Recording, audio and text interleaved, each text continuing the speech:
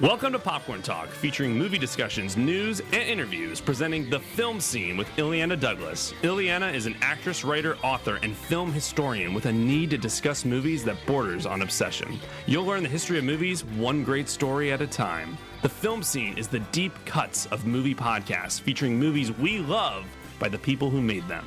And now, Illeana Douglas. Well, hello. Welcome to the film scene. I'm Illeana Douglas. I'm with my co-host here, Jeff Graham. We have a lot to talk about, and we are live. We are live, and we do have a lot to talk about, including our wonderful guest today, Noah Wyle. Incredible. I was going to say, you guys know Wyle, especially if you're a TV fan, but he's done a ton of movies, too, which, you kind of forget until you look at someone's filmography, just how prolific they are. A Few Good Men. Yeah, and part of it's Noah's just so humble, and he's such a gracious person. You'll see that in studio, but outside of studio, it's the same way. Yes. That you just, he's not the kind of person to broadcast the fact that he has this huge career, but you know what I discovered? Well, we were in a film together, which we are going to talk about, called The Californians. But as I was running down his films, and once again discovered we were in a movie, and I didn't know we were. Which one is that? It's called Can't Stop Dancing. Oh, nice. The comedy from 1999, which was a series of cameos from different people. I'm sure. Once again, I said, getting the forgetting that we're in the same movie. Okay, we so much to talk about. First of all, for fans of Goliath, drops tomorrow. Very exciting. Seen the first 2 episodes. I made the cut. I'm Good. in them. I can finally talk about the show. It's incredible. Billy Bob Thornton is amazing. Dennis Quaid is amazing. So many great people. Griffin Dunn, Sherilyn Fenn, Amy Brenneman, of course, the regular cast. And what I love about this season this year is it's just filled with symbolism. And covers the drought in California, and whether each year he fights a Goliath. But I just think that Billy Bob is just at the top of his game, and his scenes with Dennis Quaid you just feel like you're in such good hands. When you're a viewer watching them, you just go, this is going to be fun. You can just enjoy it. That's so important. And it's interesting, Illeana. This is sort of your transition into prestige TV. You've done film for so long. Yeah. At the same time, though, I think, especially Amazon shows, Netflix shows, they do feel like films. And I'm interested to hear, as someone who's such a film historian, what it's like for you to sort of dip your toe in. Does it feel like a new world to you or not? Well, it was Billy Bob that said that when he did Fargo, he realized, this is the new independent film. Yep. And that's what I really think it is. Yeah. You're going to see all these amazing actors on the show really at the top of their game, getting to do things. That's what I said, the weight of, when you're watching somebody like Dennis Quaid and all the great films, everybody's all American, and Great Balls of Fire, they're all running through your head. And it's just so enjoyable to watch him. Of course, Billy Bob from The Man Who Wasn't There is one of my favorites. And acting with him, I just feel makes me a better actor. Every episode was just a joy to shoot. The great Graham Greene. Oh, yeah. But I get to interact with everybody on the show. Paul Williams, of course, whom I've always been obsessed with. And it looks beautiful. And one of the things that they did in the show, there's no shots that are extemporaneous. Because sometimes, I feel with these shows that are on Amazon or Hulu, they spend a lot of time like, all right, I get it. We got 10 episodes to get through. Yeah. But nothing is taken for granted. Every song has a meaning. Cool. Every shot has a meaning. Every, scene, the words, the script are just beautiful. And I'm really, really proud of it. And I hope that everybody watches it and can, because it's not, it's about society and culture of what's going on right now in California. So I hope people will dig that. It's an old-fashioned return to movie making. There's nothing hip about it. It's story, character. It's the veterans of cinema. Absolutely. I mean, I was so thrilled to every time we said cut, and Beau Bridges, I forgot to mention. Every time they'd say cut, it was just an excuse for me to talk to Beau Bridges. You know, the funny thing is, Illeana, they of course feel the same way about you, and you're never the kind of person who would think that, but you just slide into that pastiche of actors so seamlessly. I can't wait to watch the season. I know. That starts tomorrow, guys. Amazon Prime. On Amazon Prime. Yes. Okay, other movies that are out. Incredible. I saw it last night. Parasite. Oh, I can't wait to see it. Man, what a ride. What an incredible, incredible film. So it lived up to the hype because Bong Joon-ho, I've seen Snowpiercer, love that movie. Okja, I like, people are mixed on, but people are saying this is his like tour de force. This is unbelievable. I can't wait.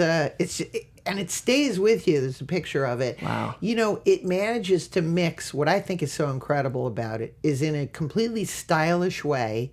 It is a comedy, a social satire, a horror movie, and it also has romance. Wow. In it. Profoundly sad, you know, and dystopian at times, but stylized, and I could not be more impressed with this film, and I think it's a classic. It's just an absolute classic, and I hope everybody goes to see it, and to see it in a big screen. Nothing like it. With the filmmaker there, of course. Yeah, absolutely. Was he there? Oh, yeah. He introduced it. He said, I hope, through a translator, he said, I hope that this film will get into under everybody's skin like a parasite. Great. And stay with them. Are you putting in your bid for best foreign picture? Look at that poster. Yeah, everything about it is just so provocative in a way that makes you want to see it. I'm assuming we should put in our bid for best foreign picture at the Oscars this year now, do you think? Or yeah, I think so. Well, you know, I also heard Pedro Almodovar has a big film out. So, wow. But just fascinating. I mean, look at that shot. Every shot tells a story, and I love that. And again, it was what I was saying before with Goliath. Nothing is extemporaneous. Everything that is there there's a reason that it's there. You know, another odd thing, just off the top of my head, and this will not ruin the movie, but there's a storyline within the film about Native American culture. And it's so beautifully done and handled. And I was thinking it was one of these things that in American movies, which is going to be our next topic, talking about Joker, everyone is so afraid to offend anyone that we shy away from even having a storyline with a Native American subtext. And there is one within the film that I just think is really brilliantly done, and where you actually see a Indian headdress and hatchets and tomahawks, and it's just fascinating film. Now, our other subject, which really caught my eye on Twitter, the director of Todd Phillips talking about Joker, and that he moved away from comedies to drama because he said that everything is so PC that you can't do comedies anymore. Do you find that to be true? You know, it's funny. I wanted to thoughtfully consider what he said because I feel like people react to these sound bites so quickly. But I was thinking back on a number of studio comedies that I've seen in the last 4 years that were great. I don't know if you got a chance to catch Booksmart. That was a really wonderful film. Also, Game Night. I don't know if you saw that movie. I didn't see Game Night, no. That movie was so much better than it needed to be. A really, really smart, big slapstick comedy. I like Long Shot. I'm the one who saw Long Shot and loved that film, and there was nothing sort of politically incorrect about that film. I thought it was fantastic. I think the component of Todd Phillips' quote that I do want to address that I think might have some validity is the fact that critics are so quick to disparage a project before they really thoughtfully consider it. Yes. And I think sometimes that mouthpiece becomes the only story that's told about a movie. Yeah. And it's not considered in a way that it should be. But I also feel like to say that the studio comedy is dead is just a lie, because there's been a lot of really wonderful studio comedies in the last 3 years. I think that what has to happen, I mean, everything goes, listen, my grandfather was said that, who did screwball comedies, and he said after the war, once you're involved in the war and Hitler and World War II, it was like, well, the world just didn't seem very funny anymore. And so that became the end of those kind of madcap screwball comedies, and you get into the 50s and film noir, and that's how and then comedies sort of come back in the 60s, like Doris Day and Rock Hudson's completely different type of comedy. And I personally, for me, these kind of, toxic male American Pie type movies.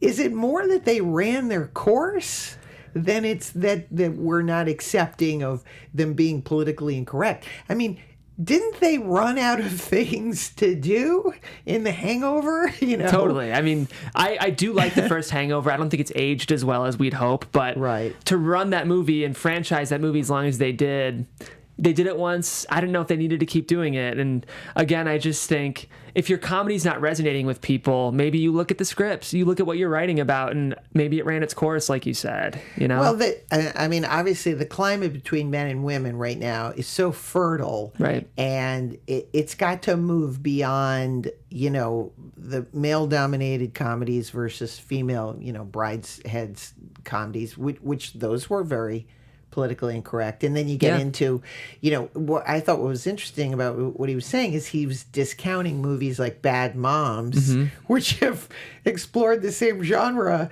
and they're doing really well. Totally. Like, they're thriving. Yeah. So maybe the idea was we were just a little tired of the guys getting together and killing a stripper and... There's been enough of those, I think. I mean, I'm a straight white male, and I'm also bored of seeing broy straight white males on TV, so and in movies. So, but you have a nuance. Just my last thought, just because I'm thinking of it, I go back to the early genre of the 40-year-old virgin, which was politically incorrect, but man, it was funny and deep and had pathos and It's a heartfelt movie. It's a heartfelt studio comedy, and then. I think that some of these directors, because they got the keys to the kingdom, just went off on a rail and was like, all right, let's just see how crazy frat house shocking we can be. And so to me, it's an idea of like, well, don't give up on comedies, because I love comedies. Right. I hope that with the success of the film like The Joker, you'll go back and with maturity, explore just a different type of comedy, as many filmmakers do. Absolutely. Just evolve. Most filmmakers do, Yeah. Keep looking around. Yeah. Well, that's our soapbox on movies for today. Now let's get to the amazing Noah Wyle. Of course, he's one of the most beloved TV actors, from ER, of course, to Falling Skies and CBS's show Redline. He's guest starred on shows like Friends. He was in The Romanoffs, our pal Matthew Weiner's show, The Librarians, which he's also an executive producer. And he's worked with Michael Crichton, Dick Wolf, Rob Reiner, Mimi Letter, Oliver Stone, and Illeana Douglas. Ladies and gentlemen, Noah Wyle. Hi. Oh, Noah. Hi, Noah. It's so good to see you. It's great to see you. Now, we saw each other across a crowded room. It's so Hollywood. We hadn't seen it, but you were nice to me. It was an odd room for both of us to be in, because it was the documentary that Cameron Crowe recently made about David Crosby, which I loved. But it was but that was the perk. That's the perk of going out here. You get to see people, and you saw me. You didn't avert your eyes. I've been waiting to bump into you for years. I think it had been 15 years. I can't believe it. It's not true. Well, I had a 1-year-old when we made that little movie, and he's now turning 17. So I know. I can't believe that. And I said you're like the picture of Dorian Gray. You must have you've got a painting somewhere in your closet of an old decrepit man. There are things in my closet. They're not paintings. Okay, we're gonna. Much darker. Much darker. Now, you grew up in Hollywood, which is already shocking. Yep. California native. Yeah, Angelino. And I already did some research, so I know some of the early movies that you liked. But do you remember the first movie that you saw and who took you to see it? Oh, my goodness. The first one that springs to mind is a double feature of Capricorn 1 and a Benji movie that my father took me to get me out of the house because my sister had a brownie meeting. Did they still have brownies? I don't know. Oh, I was a brownie. Were you? I believe they do. One of our producers is like a Girl Scouts obsessee. So at least within the last decade and a half, brownies were a thing. Little inside secret. Whenever I need to conjure up like a painful memory, I recall the time that I lost. I did something to my sister that upset her, and the punishment was I had to sell her Girl Scout cookies door to door for her. At the age where you don't want to ring on strangers' door and say, "Hi, would you like to buy some Girl Scout cookies?" And I just remember these guys going, "What are you selling Girl Scout cookies? Hey, look at this kid! He's selling Girl Scout. Little boy selling Girl Scout cookies." I can see that scene in a movie. We're talking about comedies at the top. Okay, now you also, I read, you were a big admirer of the Marx Brothers, Buster Keaton, Chaplin, and then you said, I stole a lot from Peter O'Toole. I did. Well, the first play that I really had the courage to audition for in high school was oddly Joe Orton's Loot, which is not your traditional high school fare. Yeah, really. Jesus. It's sort of kinky British comedy. But we toned it down, and some of the double entendres went over most of the kids' heads. But I, not knowing what to do, just sort of did a bad Peter O'Toole impression. I love it. Did you ever meet him? No, never. But I think Lawrence of Arabia is a perfect movie. It's a perfect performance, and I'll put him in Lord Jim and My Favorite Year. I mean, there's just so many. They're just perfect. My Favorite Year, I can literally quote every line in that, like Bible scripture. And I do it almost daily. He was amazing. I don't know why I didn't. That's one of those weird. I want to do a top 10 show of performances that should have won an Oscar and didn't. I don't know what won that year. He was nominated, I believe. Yeah. But they really thought it was like number 7 or something, too. And he didn't win. It's tough to win for a comedic performance, which ostensibly that was. But it was such a tragic comic performance, Yeah. And he kind of became, I met him later on in his life at some film festivals, and he was very gracious always, but had become somewhat of a caricature of himself. Yeah. As we all will. Apparently Gregory Peck won for To Kill a Mockingbird. Tough. No, that was the first, but what you're going to, for that would have been for Lawrence. Year. For My Favorite Year was like 81? Oh, for My Favorite Year. For My Favorite Year. I'll check. Come back on that one. Come back on that, right. Now, before, and then the other thing, that your first movie was Lust in the Dust. How did that happen? With director Paul Bartel.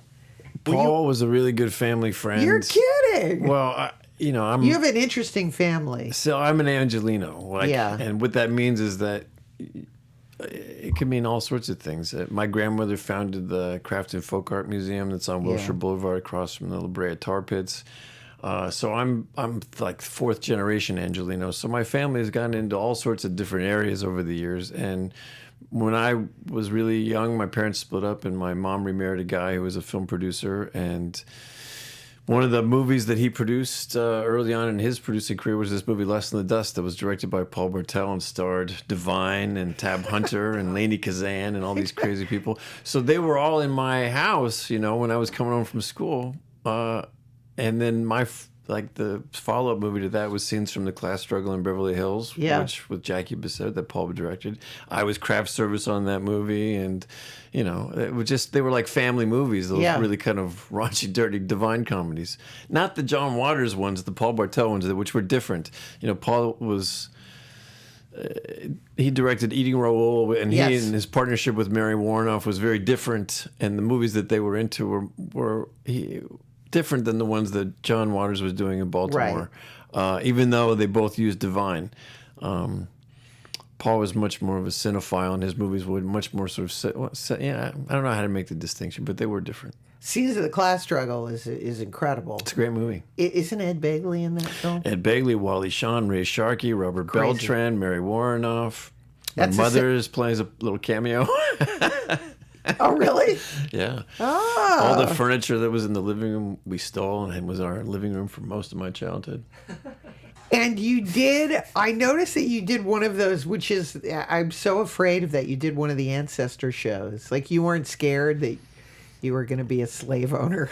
I went with the supposition that we were going to be.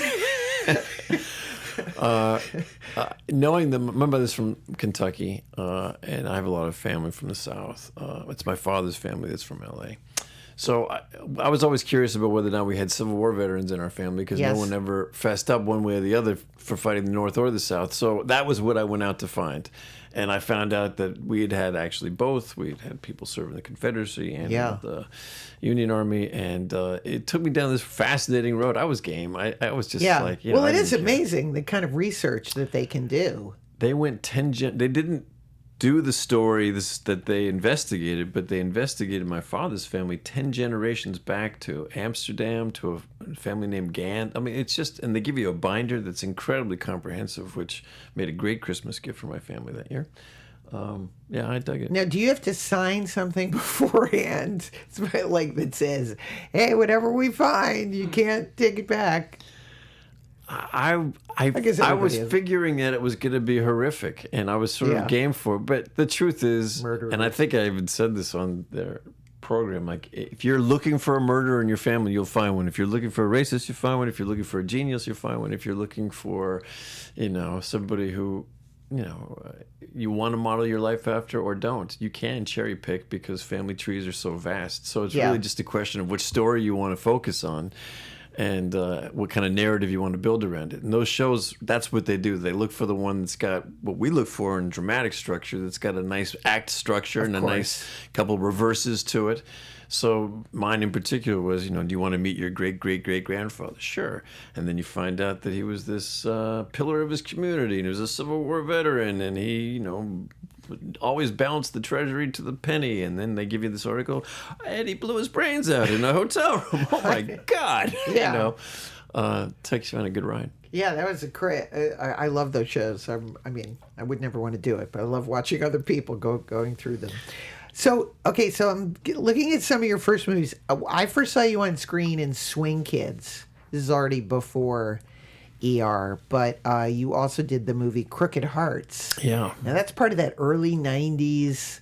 Remember all those kind of... Of course. I auditioned for them all and only got Crooked Hearts. But it's got that reality bites type. Oh, I tested for Reality Bites. It was me for Steve Zahn's part, with Parker Posey going up for Jeannie Garofalo's part. Yeah, we were all in the same pool. I went for the. We were all in the same pool. I know. Crooked Hearts was interesting because it was a flawed movie, but much like the one we shared together, which we can get into. Flawed movies. I put it in my beautiful loser file. But it was a family drama, and the family was Vincent D'Onofrio, Peter Berg, Juliette Lewis, and Jennifer Jason Leigh, and Peter Coyote was our dad. Yeah, crazy. All With of them. that many good people in a movie, what is it? Is it the directors? We're always looking for someone to blame. There was a commonality in the one that we did, which is that it was a writer-director, a guy who was probably a better writer than director, and as such, he wasn't a great communicator. So he knew what he wanted, but he really didn't know how to talk about it to the people that were in place to help him execute that vision. Yeah. And so there was a lot of frustration about trying to second-guess him and a lot of inarticulation on his part. So at the end of the day, I would say that probably that's where the blame goes, is it was a really good and eager cast who just didn't have a really strong captain at the helm. But the captain knew what he was doing. He just didn't know how to tell everybody what the plan was. Right. Yeah, but it was interesting, those kind of movies, because you're getting your feet wet and you're meeting other young actors. I was such stories. a baby. I got I turned 19 in Canada on that movie, which is the legal drinking age up there. And those guys, Pete Berg and Vincent D'Onofrio, were playing my brothers, so we were, of course, acting like brothers and doing all sorts of, things. And I remember coming home from that movie feeling extremely close to those guys and thinking that I'd made friends for life. And I called Vincent up, and he goes, "Hello." And I said, "Hey, Vince." No, and he goes, what do you want? And in 1 millisecond, I understood, movie friends are different than friends. Like, we are going to get incredibly close for a finite period of time, feel like family, but we are going to go home, and we are not going to know each other the way that we know each other during that thing. And we may work together again, and we may pick up the thread, But you can't call me on the Monday after the Sunday and expect it to be the same guy that was there on Sunday. That's interesting. But yeah, when you see them, because we hadn't seen each other in so long, there is that you've built in this intimacy. It's there. It's encoded, which makes it really wonderful. But I think that's singular to show folk, which is in order to build the trust that we need to have to work together, we have to get to know each other really quickly, which means we overshare all of our stuff. I love to that show part. that we have no ego and that we can be humble. But then we go back to the real world where we have to put all that armor back on.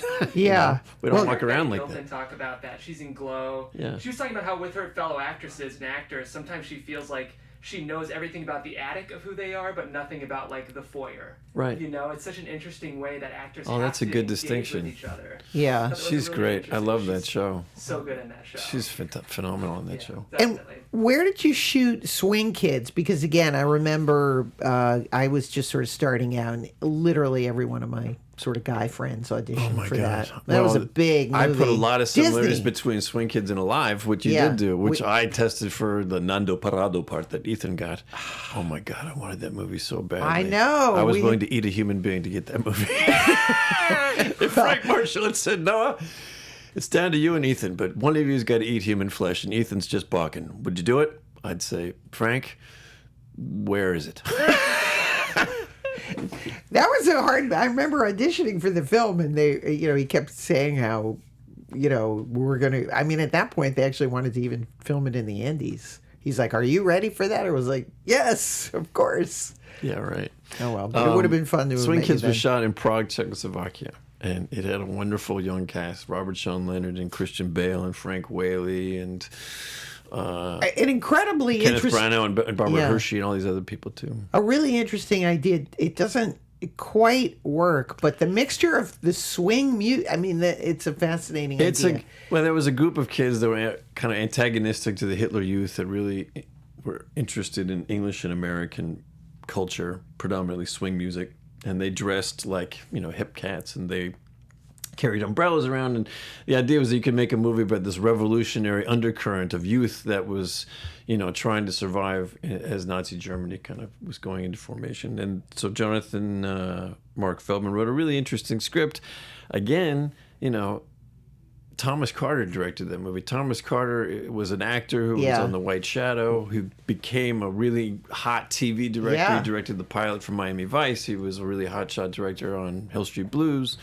He created a show called Equal Justice, but he hadn't made a movie. He wanted to make a movie really badly, and there were probably other movies that he was better suited to make than the story of this revolutionary vanguard of youth. Right. But he got the movie, and I don't know whether that was the disconnect or whether or not, the subject matter was just too light to given that it was Nazi Germany we were dealing with, or if it was too close in proximity to Newsies, which there was a lot of confusion between like, oh, you're the singing, dancing Nazis.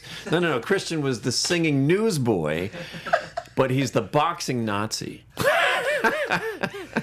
Well, I advise people to check it out because it doesn't quite work, but it's fascinating. Someone should almost remake it as a miniseries. I think that is because it's if so you could big. easily put some legs onto it, absolutely, you could stretch that story out. Because it's an interesting concept, and the idea of mixing the music I thought was interesting. Okay, before we get to ER, A Few Good Men, what were your... A Few Good Men was just the touchstone of all touchstones. I actually, ironically, I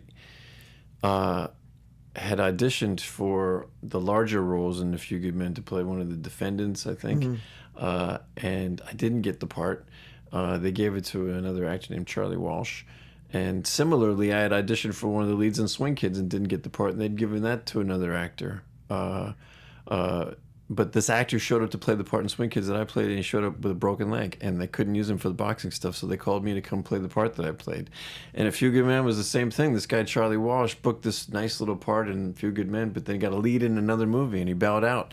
And so they gave it to me as a consolation, and then that other movie didn't happen for Charlie Walsh. Wow. Unfortunately. So those two movies were almost like... young actors, there's merit in being the sixth man on the bench. Like, you may not get the job in the audition, but give it your all, because you may be the guy they call if that guy shows up and can't do the job. Definitely. And I just, once I got the job, I was so happy.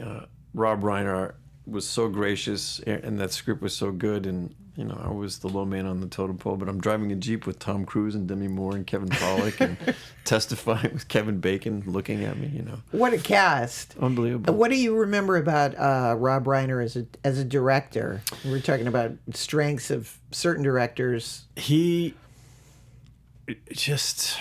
There's two things that the first day on the set, we were shooting in North End of Malibu. We did all the driving stuff first, and I got there early, and I didn't want to bother anybody. And I saw him talking to Aaron Sorkin, and I was like, I'm just gonna hide. And I hear this voice say, "Noah!" And I look, and Rob Reiner comes at me like a lumbering bear, and he picks me up and goes, "Hey, man, I'm so happy you're here. We're going to have so much fun today. This guy's fantastic, Aaron. This guy's great. Listen, it's a little overcast. We're not going to get to your stuff for a little bit, but go get some breakfast. Go check out your room. I'm so happy you're here. This guy's fantastic, Aaron. He's going to do a great job today. Go get some breakfast. I'll see you later." And he walked away, and it took like 6 seconds of his day to make me feel welcome and comfortable and competent and confident. Yeah. And I would have killed for him if at that moment if he'd asked me to. And it's a lesson I've brought onto every set, that everybody shows up nervous, and if you make them feel welcome, you'll get their best work, which is ultimately what you want. I agree. So that's the first thing you taught me. The second thing is courtroom scene, last line. It's the button to this my whole character. You know, how did you know what a code red was? And my character says, "I guess I just followed the crowd at chow time, sir." And the way I read it was that this guy knows what he's being asked, and he's giving the answer that he knows he's supposed to give. That's what a soldier does. And I went through the whole thing, and Rob Reiner came over, and at the end he goes, "I don't know that you know what you're saying when you answer that question, but you really want to answer the question." And it was just, you know, sometimes somebody gives you just a slight variation on a reading, and we did it, and the next take is the one that's in the movie, and he was very happy. And that's what I liked about his direction, was it wasn't too much. It was all about rhythm. It was all about timing. If you were in the zone with it, he didn't bother you. But if he knew that you could, if you were facile enough to make a slight adjustment, you know, he was there with it. I watched him direct each actor differently. But that's how he connected to me. Oh, interesting. Like, how did he direct Jack Nicholson? Well, I wasn't there for any of those scenes. The only time I saw Jack Nicholson on set, I don't know if I could share this story. He walked past me, and all I heard him say was, "Anybody mind if I have a left-handed cigarette?" And he lit up a joint and started smoking it. Well, now we're in California. Yeah, you can tell it's totally... I just love that he called it a left-handed cigarette. I love that. I'm going to start using that. Anybody mind if I have a left-handed cigarette? Mr. Cool. He was cool. And I will say this also. Every time you start a movie, there's always a table read-through where everybody meets each other for the first time, and it's all like first day of school bullshit, you know, politics stuff. But you want to give a good impression. But usually you play for a double up the middle. You don't go in there swinging for a fence because you don't want to look like an asshole, but you also don't want to mumble your lines and look like the guy that won't try, right? Right. So everybody shows up. The performance Jack Nicholson gave in the movie is the performance he gave at the read-through. And it was like everybody was playing doubles for a double, and then suddenly he opened his mouth, and we all was like, "Oh, we're fucking doing this?" or we're doing this. Wow. And it was just like the game got raised immediately. And that was the sort of aura that everybody, that was just a pro ball game. You know, when you're on a set with professionals, we'll get to the Californians in a moment. Yes. Because this is a perfect setup for that. Because I had been to an environment where professionals who knew exactly what they were doing it at the highest level at their game. Right. And were having fun, and they weren't freaking out. And, you know, everybody was pleasant with each other, and it was professional and fun.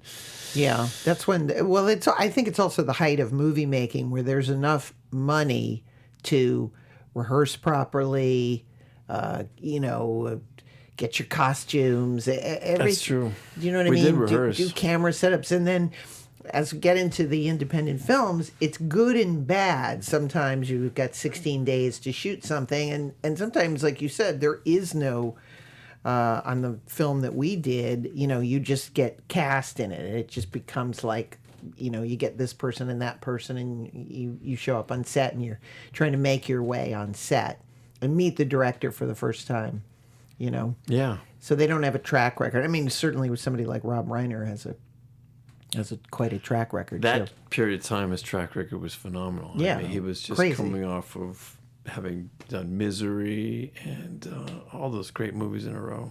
Spinal Tap. And I mean, he had a track record that was flawless for a minute. Did you, when you were watching? I've only met Tom Cruise. Like I've met him socially. Actually, that's not true. I did a reading with him once, and he was really fun to act with, of course.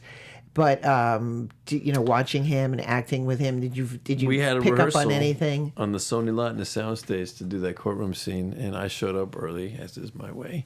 And Kevin Bacon was there, and Demi Moore was there, and Rob Reiner was there, and Aaron Sorkin was there. And then Tom Cruise came in, and he was wearing a baseball cap, a white V-neck T-shirt, blue jeans, and cowboy boots. But in my mind, he was wearing a tuxedo because he walked into the room, and I just thought, oh, that's what a movie star looks like. They radiate a glow about them. Right. They have something different that comes from inside of them that has nothing to do with what they're wearing on the outside. Yeah. And he sat down, and he was extremely personable, unbelievable eye contact. If you say anything remotely funny, he laughs and laughs, makes you feel hilarious. And there was a moment when we got to a scene where Aaron wanted to change a line, and he said, Tom, I want to change this line to, and you coerced the doctor. And Tom said, and you coerced the doctor. And he reached into his bag and he pulls out a dictionary, a well-used dictionary, and he looked up the definition of coercion. He read it to himself 2 or 3 times. And then he wrote the line in his script. And I remember thinking, that's so smart. Like, I know he knows what coercion means. I know what it means. But he wasn't going to write it into the script until he knew exactly what it meant. And I was really impressed by that level of detail and specificity that he was bringing just to that moment of the process. Right. And I watched, and when I was around him, I saw that replicated every which way. He was going to give a great performance one way. He'd drop to the floor and do 100 push-ups if he felt it got his heart rate to the level it needed to be for the moment of the scene we were in. Like, he was impressive. Well, on that note, let's move to. I do want to quickly ask, Yeah. did you work much with Aaron during that time? No, not really. I mean, the only things that I can say about that process was that script was perfect. Yeah. And then the changes kept coming in and making it better. Wow. And the play was tremendous, right? So to do the adaptation to a screenplay and get that green lit and assemble that whole cast, and then as the process is going, continually refine it, make it tighter and tighter. I'm profoundly impressed by him. He's the best. Yeah, he really is. So then moving into your next big thing is obviously then ER. Was there any thought about moving into television, or did you, when you read the pilot, you just said, "Oh, I got to be in this"? I got out of high school and I wanted to be an actor. I'd done this program at Northwestern University called the Cherub Program for young high school aspirants, and I met a kid from San Francisco, and we decided, hey, let's be best friends and not go to college and become actors and live on Hollywood Boulevard. So we did. And that's how that all started. And then he and I now are business partners years later. But I started off with this hugely arrogant notion that I didn't want to do TV, that I signed with an agent right out of high school who said, what do you want to do? And I said, I want to do movies. I want to do plays. I don't want to sign a long-term contract. I'm not that kind of guy. I don't want to punch a clock.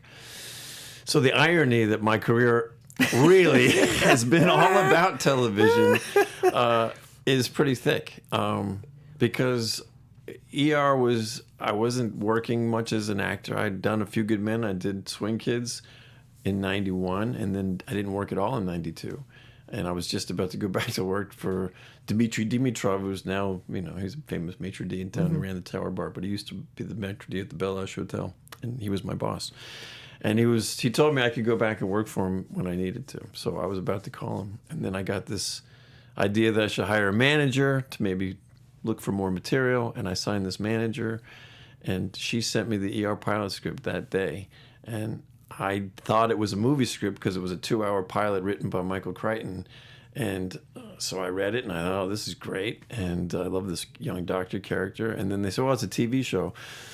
And I remember thinking they just canceled a show called Brooklyn Bridge, which was really good. They were canceling a lot of good shows at the time, and I thought, this is never going to make it on the air. We'll go shoot the pilot, I'll make some money, and then I'll get on with my film career. And the rest is... Unfortunately, it was really good, so then you were stuck. Well, it turned out way better than I thought it was going to. It turned out better than anybody really thought it was going to.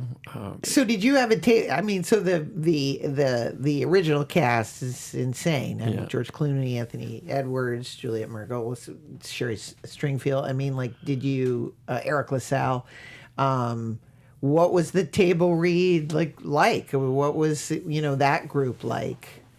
Getting together, you just know that you had something. I was always the young guy in those environments at the time, so I was really eager and really ambitious, and wanting everybody to get along, and wanting to be everybody's best friend. That's a good trait. I was exactly what I think that show needed to sort of have me be. Yeah. To sort of be the everybody's mascot that everybody could, Right. feel not threatened by, but also want to protect and look out for, and make sure that I didn't drink too much at the party. They took care of me. It was a wonderfully.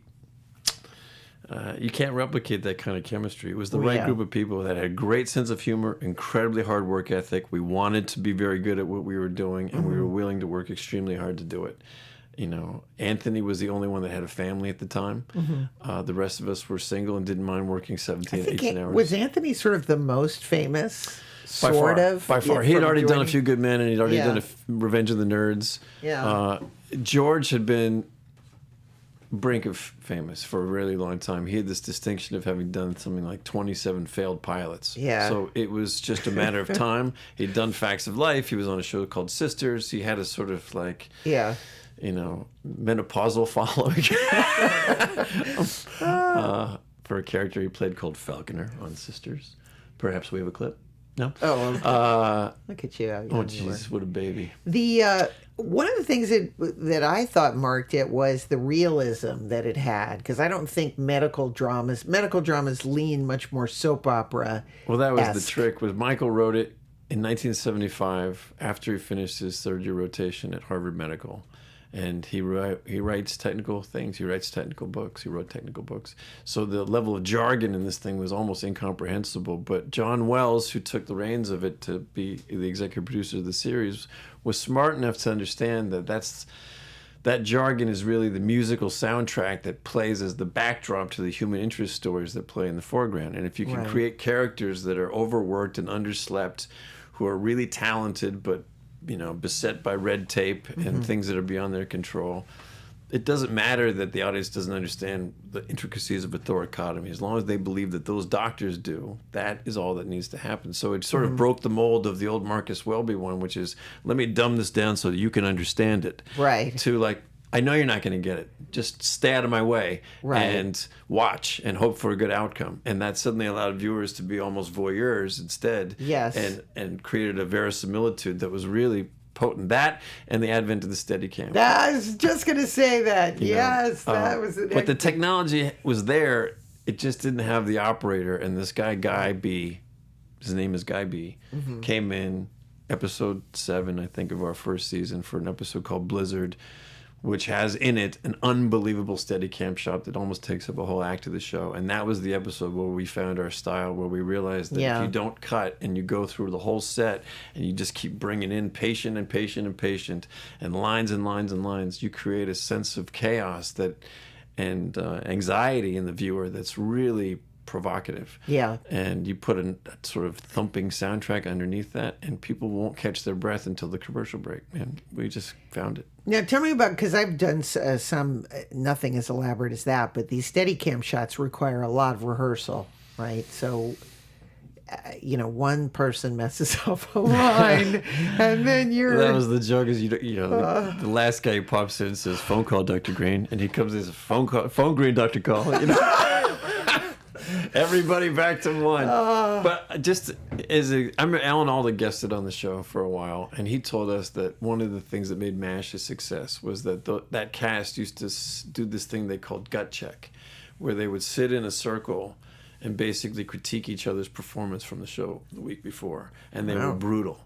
I mean, really, really, really, really brutal, and honest about what was right and what was wrong. And so we did it. We did that. We would watch ER every Wednesday afternoon in John Wells' office before it aired on Thursday night, and we'd all have tuna fish sandwiches. And we made these rules for each other. Like, you're not allowed to take a private moment for your character because you've got to always be too busy to take that moment. So if you lean against a wall or massage your neck or do anything actory, we are going to kill you for it in this gut check. And so we became our own police force on each other in a way that protected us from the different directors that came in or the different changes that any show goes through. Yeah. And we did that for a really long time.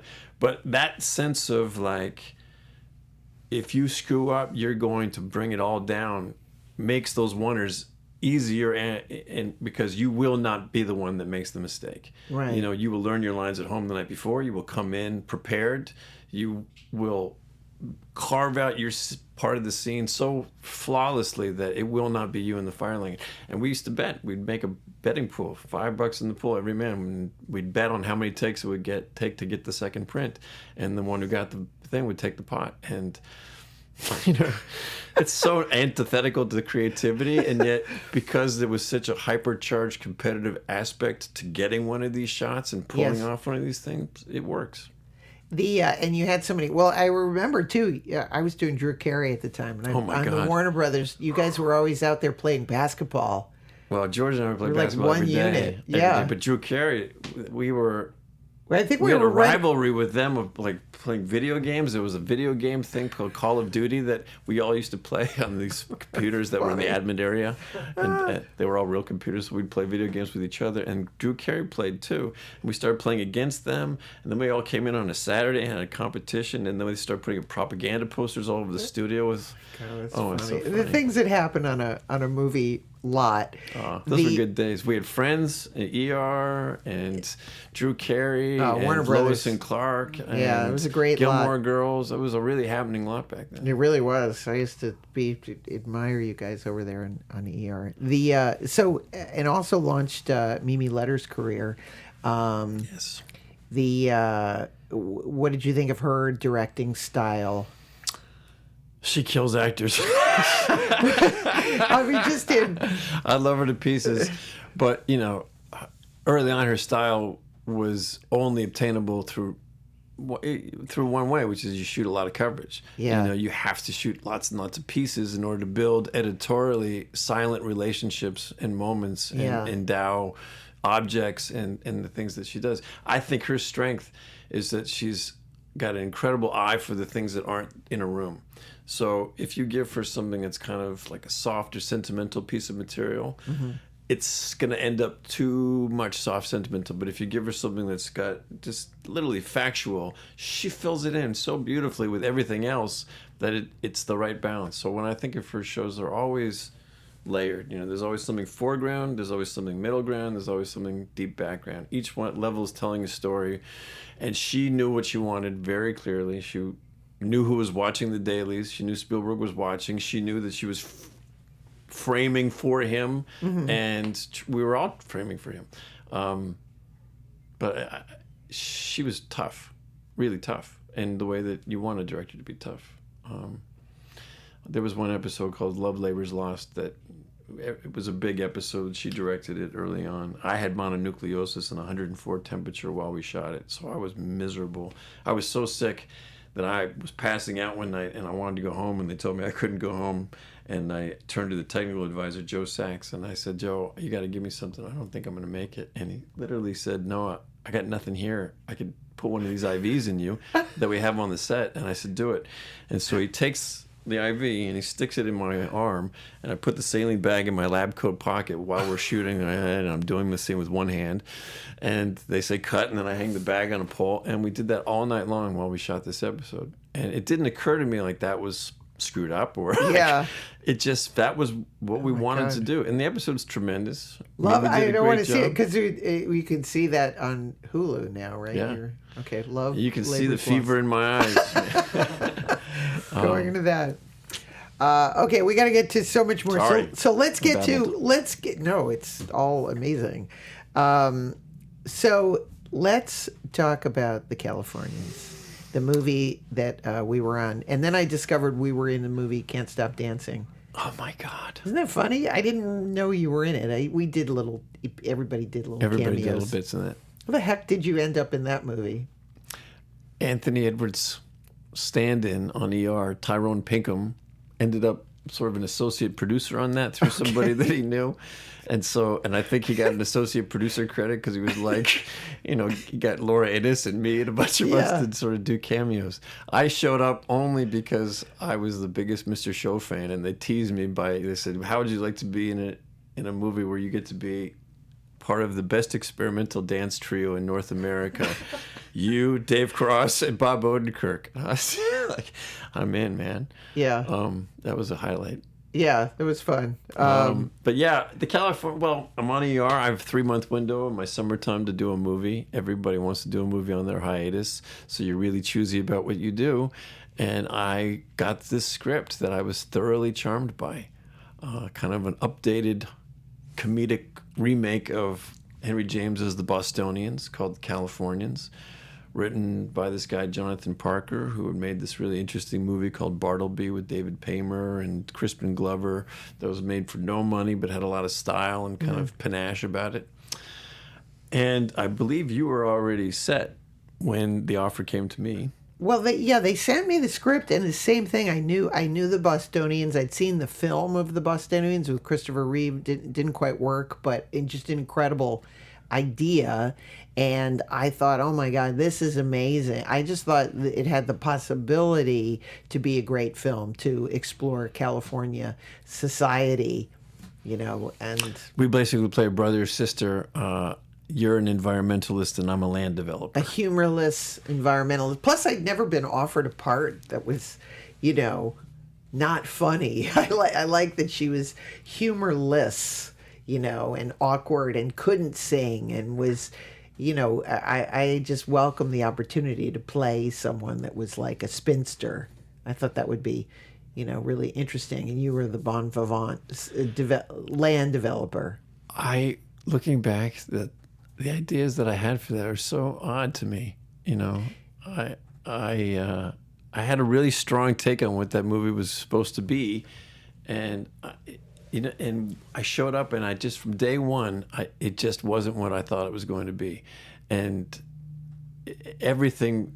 It was sort of a combination of, okay, am I just used to being on a TV show and now I'm making a movie? Or am I used to being on bigger budgeted movies and this is a low budget movie? Or am I used to... I couldn't figure out what the disconnect was, and I kept trying to figure out if it was me.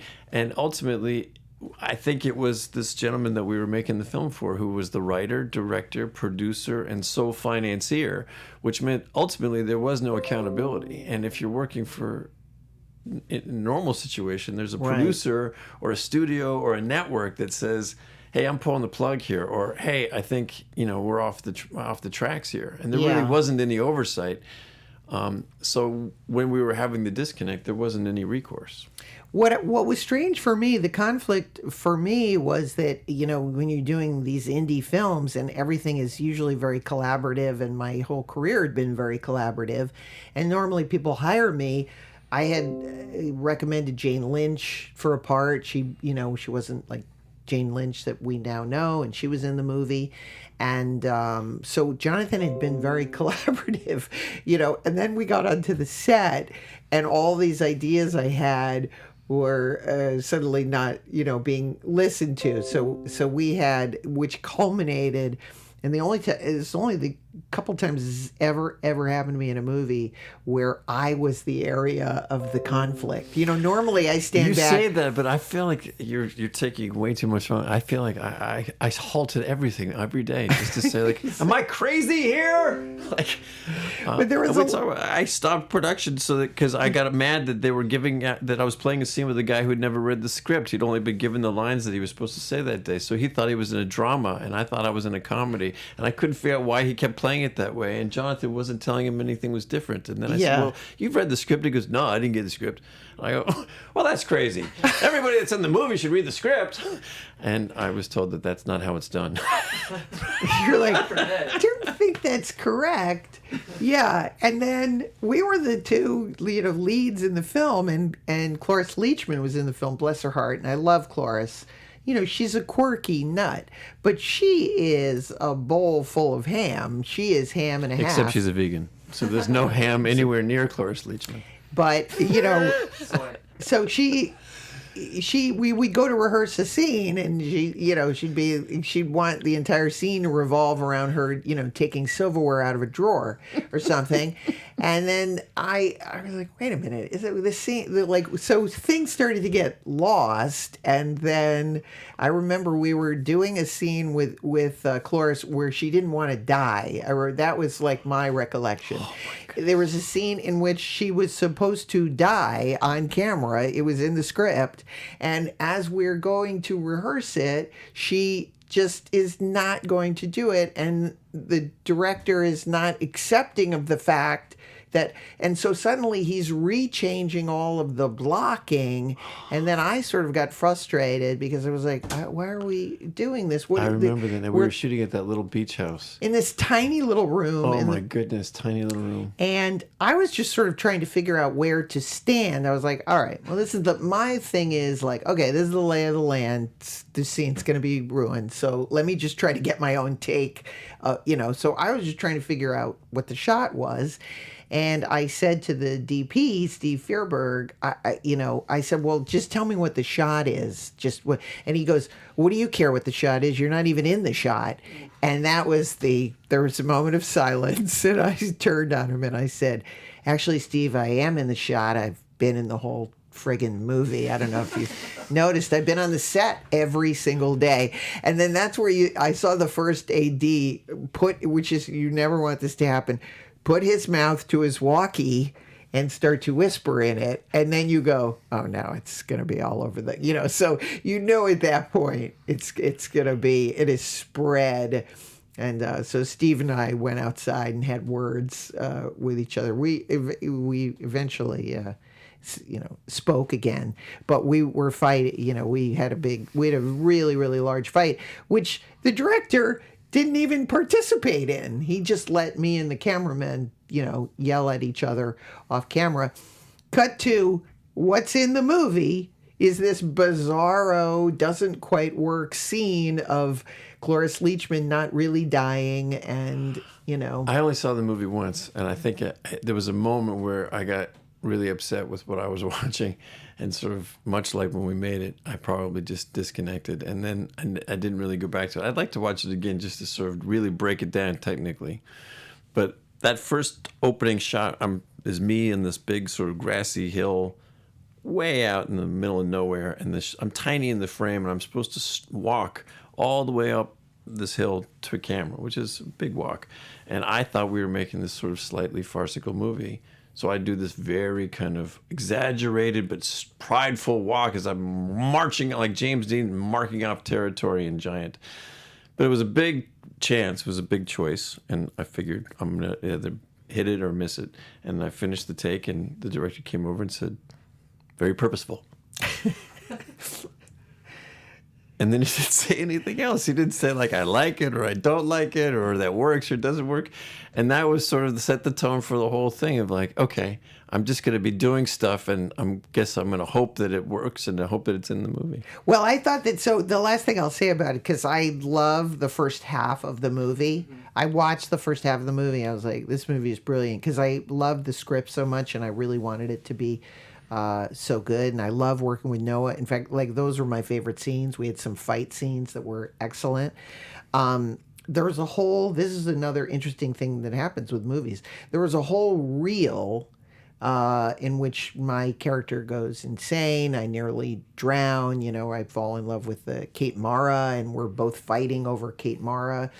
And in actuality, then I almost did to do the scene in the water. And then they cut that entire reel of the film. And so... Is that what it is? Yes. Yes, Noah. So then it's the end of the movie. So sometimes when people are home, I'm like, this movie requires a subtitle from the actress Illeana Douglas. It's like, audience, there's an entire reel that is now missing.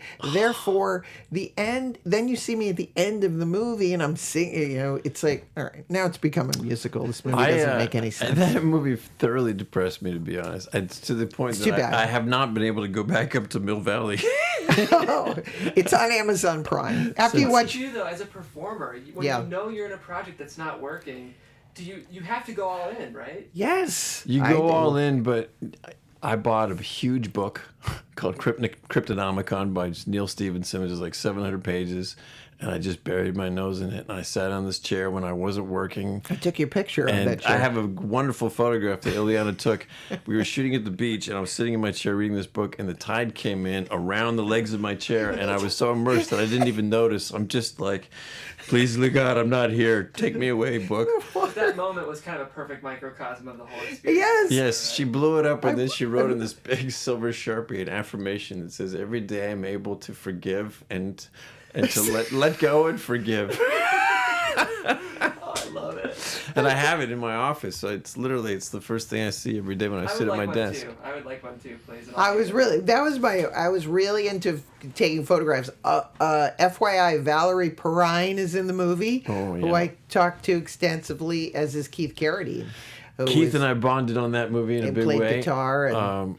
And I can't tell it on the air, but remind me to tell you the story that Valerie told me in the crew van That sounds like a about teaser. making Lenny with Dustin Hoffman and Bob Fosse. Wow. It That's where we is need to be one on of the page. great Hollywood stories I've Okay, ever you're heard. gonna tell me that one after it. So, and then you did The Myth of Fingerprints, which is another movie that's very hard to see, but is a very interesting film about a dysfunctional family, which stars Roy Scheider, for God's sakes. Another great Blythe Danner. cast: Roy Scheider, Blythe Danner, Hope Davis, Julianne Moore, James LeGros, some terrific Arya Baracus, really wonderful actors. That was another hiatus movie. You know, I was picking and choosing. I think it was probably the one I did 2 years before Librarians, because it's the one I met my ex-wife on. She was the makeup artist on the movie. There was something, I met Bart Freundlich, who was a young filmmaker, and he had this script that was almost Chekhovian. It was so beautiful, this Thanksgiving sort of reunion of this family that's really screwed up coming together. And we found the money together, and we were going to go off and make this movie, a couple of young guys, yeah. And I showed up, I finished ER on a Friday, and then I was in a play with Peter Berg at the Coronet here in LA, and I finished that on a Sunday. Flew off on Monday to go make this movie, and they'd already been shooting for about a week. And I show up, and Bart says, "So I think I'm in love with Julianne Moore." Wow. I go, "What are you doing, man? You can't fall in love with the lead actress on your first movie. That's like cardinal sin number one." And you've just screwed up our whole summer plan, because obviously this is going to be meaning, like, at the end of the day, you're going to want to be with her and not me. And I was really jealous. And so I went to work the next morning. I was pouting in the makeup chair. And I kept looking at the makeup artist. And so I started chatting her up. And anyway, long story short, Bart married Julianne, and I married the makeup artist. And we, Tracy and I have had 2 kids together, and we're together for 13 years. And Bart and Julianne are still together. And Bart and I never spoke again. No, not really, but sort of like that. But that movie was really beautiful. Yeah, it's an interesting film. It's sometimes you make a movie and everybody goes away like on a summer camp experience, and they live Right. together, and they're telling a fun story, and it just works, and it's just familial and comfortable and fun. That was that movie. Mm-hmm. It really just, it's got its flaws in it, but I think it works as a movie. The performances are really strong. And it was fun to make. It was all pleasant. Yeah, I like films like that. It basically, a lot of it takes place around the dinner table. And do you find that difficult, doing dinner table scenes? Because, again, a lot of coverage. A lot of coverage. You learn early on, don't be the one stuffing your face. I'm the hungry guy. Like, cut to angle 12, take 13. Where's my bucket? I loved those scenes, because when I come from a big family, so sitting at the dinner table for me was my opportunity to stand out from my brothers and sisters. Mm-hmm. And so if my story, my joke, my little prank that I'm pulling under the table, whatever, those things am I making my food into a design? I just remember sitting there thinking, this is so fun. Like, I'm in the sandbox with all my friends. Yeah. And as we're going around the table and shooting the coverage, I'm able to find more and more layers to play with the people at the table. Oh, he says that. Well, then brother and sister obviously share a look about that. Right. And so when you're working with really good tennis players, Yeah. scenes like that, when we're all together, if everybody's not on their phone and thinking about how to save their own performance, but is in it to make it better, it's unbelievable how you turn something that's one-dimensional to two-dimensional to exponentially complex, in a minute. That's why I love being third or fourth on the call sheet, because The best. the stars get to go first, and you could kind of calibrate what you're doing, which I never want to go first. I always I'm personally hoping that they'll always shoot the other person so I can kind of learn my words, because do you learn? I'm not a big learner of the words. I'm not word perfect. I sort of semi-learn them and then I have throw a gift. them away. I have them. a facility. If it makes conversational sense, I have. It's almost photographic. Wow, that's amazing. Well, especially with the medical. But I think it was really honed on the art because, we were shooting 80-page scripts in 8 days, so we were memorizing 11 pages of medical jargon every night, and you just do that over and over again. You're looking for the thing that stands out as opposed to the thing that doesn't, you know what I mean? Yeah. The flow is easy to see. You're looking at the tricky things of the things like numbers. You're like, those are the ones I have to concentrate on. Right, different things in the same, But I used to be so, faithful to the word that I think I'm loosening up a little bit of that. Now, sometimes when you're photographic, it means that you kind of stop at learning your words. Right. And I had a great acting teacher who was a disciple of Stella Adler's, Larry Moss, who used to say, that Stella used to say, it's not the lines, it's the life underneath the lines. Yes. So a lot of times it's just getting the lines out of the way so I could concentrate on everything else that I'm not saying. Yes. That I'm feeling and not showing, You were talking about Larry Moss. One of the things I read, you said you like to do long emotional speeches. Yeah. I hate that. I like working off of someone more than a long speech. You like long speeches. I love speeches. It's so funny. This popped into my head. I remember I was a kid. I was a really good friend of mine was named Jed Weitzman, whose stepfather was Henry Winkler. So I grew up a lot in Henry's house and got to watch Happy Days in Henry's house. And Henry once was helping me with a monologue I was working on. And he gave me this tip that when you're working on a big speech, everybody thinks that you got to rush through a speech because you got all these lines to say.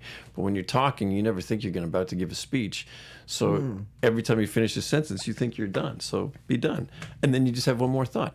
And so if you just look at a speech as if it's not a speech, but it's just somebody who can't quite finish the thought that they want to get out, it frees up this sort of like, oh my God, I got to memorize all these lines. I don't. I just have to memorize these little thoughts and they kind of link in a chain. But it gives you an opportunity to kind of have a beginning and a middle and end to a moment. Right. Without it being cut up by an editor or cut up by What about, do you ever feel self-conscious, like that the actor isn't really listening to you? I'm talking about my own fears now, but that's what I always think. I go, is he listening? This is going to sound so horrible to admit. What? I just finished this miniseries, and I think I did some of the best work of my life. And it was a shame because nobody really saw it, but that happens a lot. But there was these speeches that I had to give. In fact, there was a speech that I had to give at this dinner, this banquet, and it was a very emotional speech. I had to break down in the middle of it. And it's the kind of thing where you get to work that day and everybody goes, hey, dude, you ready? Oh, no. So, boy, am I glad I don't have something like that. I'd be freaking the fuck out if I had that speech. And everybody shows their nerves by the way they try to help you calibrate yours, right? Yes. And so you know that going in. You also know you're not going to sleep the night before. You know all this because you've been doing it for so long. I've gotten to the point now where I remember hearing Kobe Bryant interviewed that he liked to get the ball at the end of the game when he was down by 2 and there was no time on the clock. That's when he wanted the ball because then he got to win the game and be a hero. Right. And I remember thinking, Jesus, who would want that much pressure on them? I woke up the morning to shoot that speech and I thought, people are going to see some shit today. They're going to be, they're going to go home and say, wow, I saw some shit today. And I just went to work thinking that I was about to give a gift to everybody and show them something that they haven't seen me. Or I know it sounds horrible to No, say. it sounds great. But it was the first time I ever went to work and thought, oh, this is what a professional musician feels like. It's no longer, can I play the score? It's, how do you want me to play it? Fast, slow? Are we taking breaks? Like, what do you want to accentuate here? It's not a question of, can I play the notes? Yeah. The notes that's the easy part. Like, we're now taking it to another level. And I felt very freed by that for some reason. It's a great feeling, although, see, sometimes I feel you can be undermined by that because I'll play that game too. I'm in my car and I'm like, today is going to be... It's easy to sabotage it. Yeah, and then as soon as I get there and I'm like, where's my coffee? What am I thinking? You know, and then they go... But I use all that too. I mean, that's all part of it. Where's my coffee? Where's my chair? Why are we waiting? You know, what is the thing? We want to shoot it before lunch, you know. I had so patient up on ER, and the camera was right here, and the microphone was right here, and everybody was talking because they'd already shot their coverage, and I was trying to do build my fourth wall and have my moment of privacy, and I was just about to do that thing where we go, hey everybody, you know, I was so cool with the camera was on you, and wow. And I remember thinking before I did that, God, I just want a moment of quiet so I can sew this guy's leg up and have not all these distractions. And then I thought, I bet that's what a doctor would feel like in a hospital, and if there was a lot of noise. And I remember thinking, why am I trying to shut everything out as if it isn't here and then pretend there's a lot of other distractions that aren't here? Why don't I just use the distractions that are here and just play it? Yeah. And so suddenly the camera and the microphone and them talking, I wanted more. I invite those kinds of problems, and I want my coffee not to be there. I want them not to bring my chair. I want all of those things that make me suddenly react emotionally so that I can figure out which ones work and which ones don't work really quickly. Does that make sense? Totally. I think all of those. All right. I want to talk about some of your TV. What was the miniseries? It was called The Red Line. Oh, The Red Line. Yeah, that was beautiful. Yeah, especially for network. I think you kind of you occupy this rare space where you're doing elevated network content, which I wish there was more of it, but it speaks to the choices you're making, you know? Well, it speaks to a kind of hopeful romantic in me that thinks this stuff's going to make it, you know, across. And I did a pilot for CBS a couple of years ago that felt like it had something to say, and I thought, God, am I going to get into bed with another TV show? And I really liked the showrunner, and I liked that the character had something to say. High-ranking whistleblower, kind of a Snowden-type character, really interesting commentary. And then the election went the way that it went, and nobody wanted to make a show about a whistleblower, and CBS panicked. Maybe now. Then they come back and they said, do you want to do this other one? And I go, once burned, twice shy. You guys aren't going to put this on the air. But then Peter Roth at Warner Brothers says, well, this one I'm going to really back. And Les Moonves seems to need some political cover. There needs to be an attempt to join the conversation that CBS has not joined. And maybe this will be that thing. So then I thought, okay, I'll go and do it. And then amazingly, I thought they could have picked it up. It wasn't a miniseries.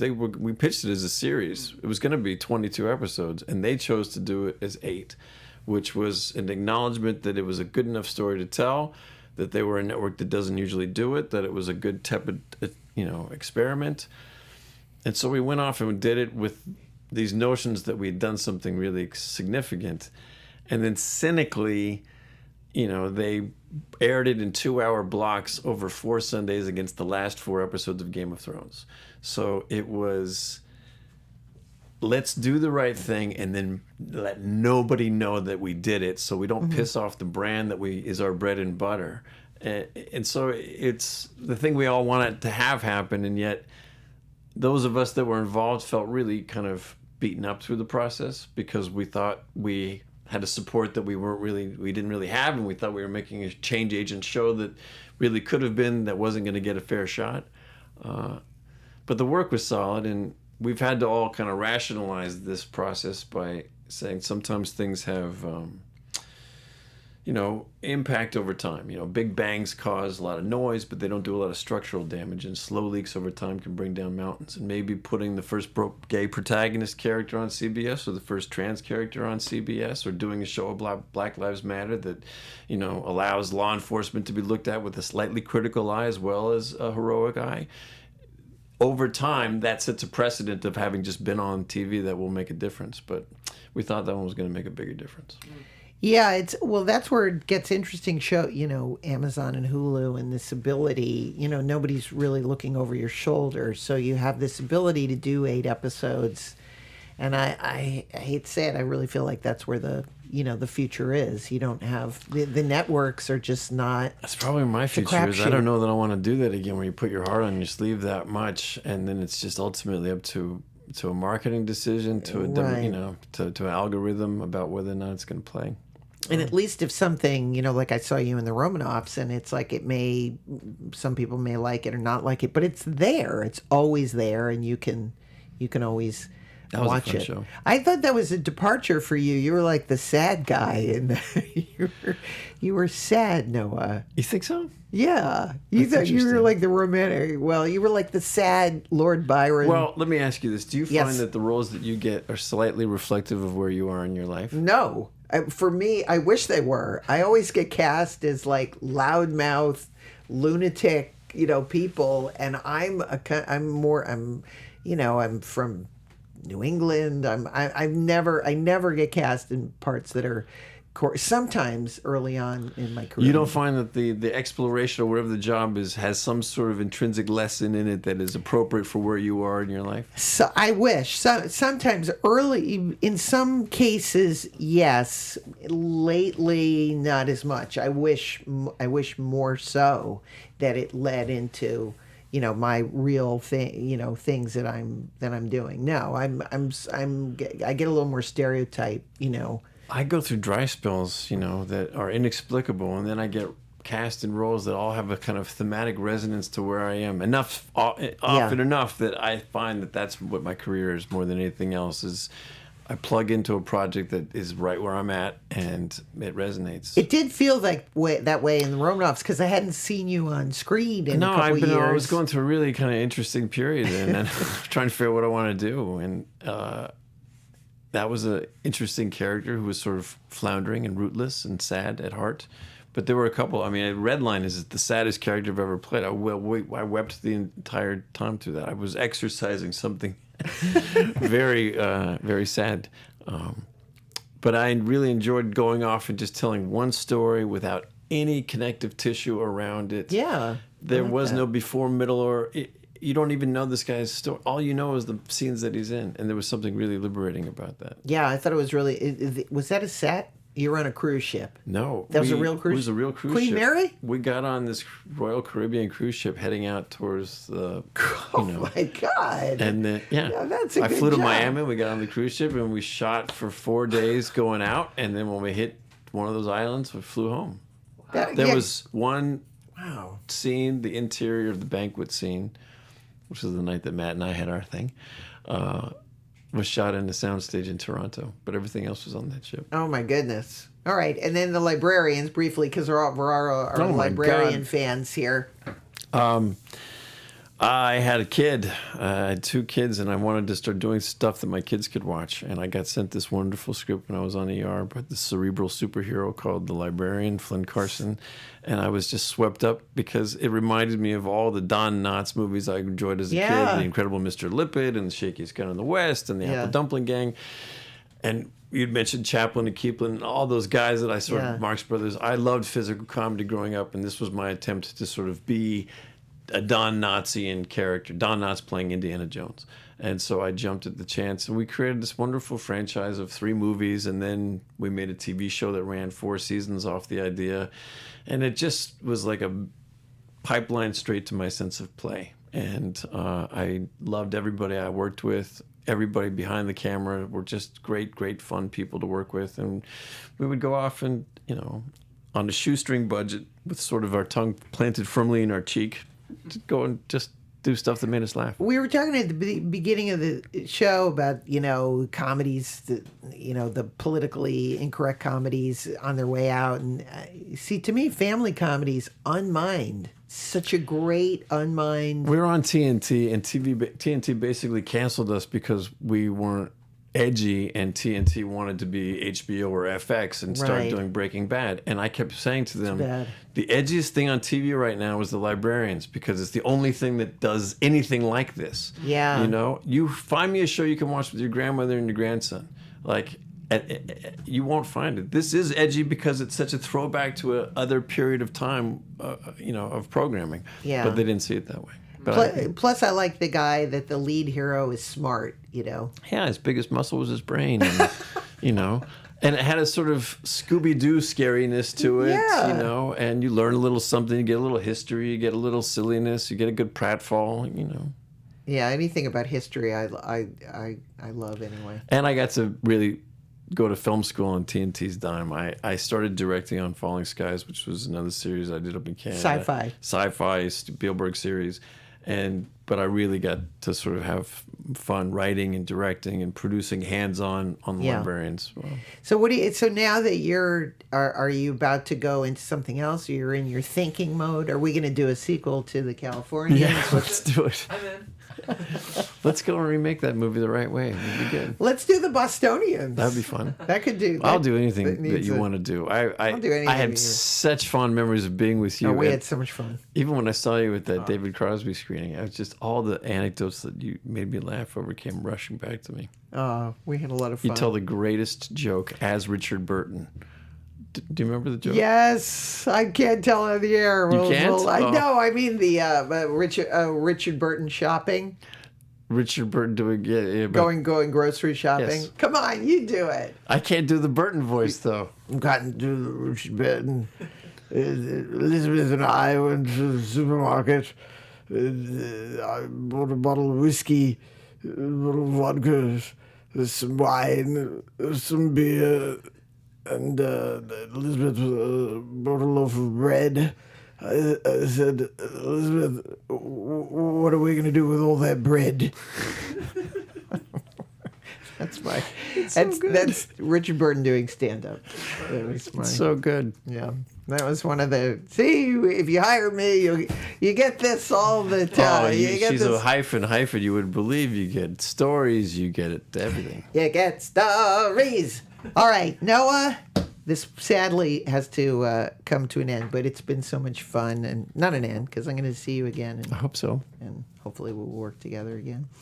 And what else, Jeff? As we Noah, end. thank you so much for being here. We My do, pleasure. as our AfterBuzz TV network, which is our sister network, did a full coverage of the Red Line, and we did have a really devoted audience who loved that show. So I'll send you some of those links because Oh, nice. they're out there. Yeah, same with the Librarians, and we just want to thank you for coming on today. Oh, that Thank makes me you. feel We very can't wait to good. see what you do next. Right on. And of course, guys, this is the Film Scene with Illeana Douglas. I'm your co-host, Jeff Graham. Thank you so much for joining today. We're here every Thursday at 2 p.m. Pacific, and you can join us live to hear some of Hollywood's best and brightest. We have the co-writer of Before Sunrise next week, which will Yes. be great to talk about working with Linklater and a lot of that stuff. So that'll actually be, again, next Thursday at 2 p.m. Pacific. Please subscribe to the podcast. You can find that anywhere podcasts are found. And of course, Illeana's debut on Goliath tomorrow. Oh my goodness! Billy Bob. Drops. It drops, and as we always say on the show, everyone's life is like a movie with a beginning, a middle, and an end. And this is the end of our show for today. Thank you so much, Noah Wiley. Have a My great day, pleasure. everyone. Bye. From producers Maria Menounos, Kevin Undergaro, and the entire Popcorn Talk Network, we would like to thank you for tuning in.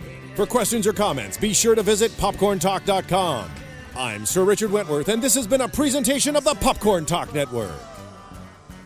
The views expressed herein are those of the host only and do not necessarily reflect the views of its owners or principals.